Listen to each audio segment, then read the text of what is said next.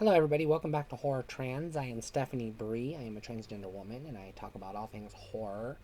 And today we're talking about The Hills Have Eyes, the original from the 1980s something. This is Wes Cravens, I believe, second film after Last House on the Left.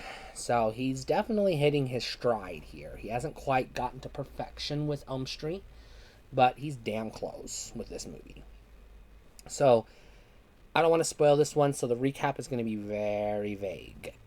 It's a family who is on vacation and they're driving through the desert, and I don't know if it's Nevada or New Mexico or Colorado. They're out in the desert somewhere in the American West.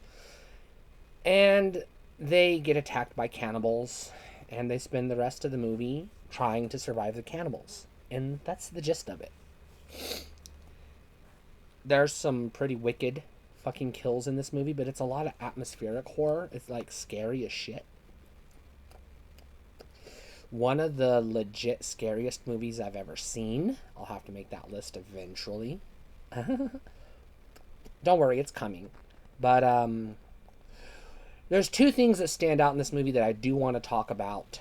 The first thing that stands out in this movie is the rape. So that might turn some people off. One of the cannibals rapes one of the little girls. Yes, little girls. A little 12-year-old girl from the looks of her. Maybe 14, but she's not that old. Not old enough to be fucking. The other thing is they do kidnap the baby. And they lead you to believe they're going to eat the baby. And that is very no, no, no, no. You know, eat the grandpa? Fine. Eat the fucking dog, I don't care. But do not eat the goddamn baby. This movie is fucking tense. It is very intense. I don't want to talk about it too much because I don't want to give anything away.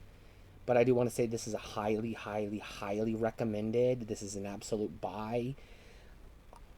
I will say this. I've seen them both, the original and the remake. They're equals.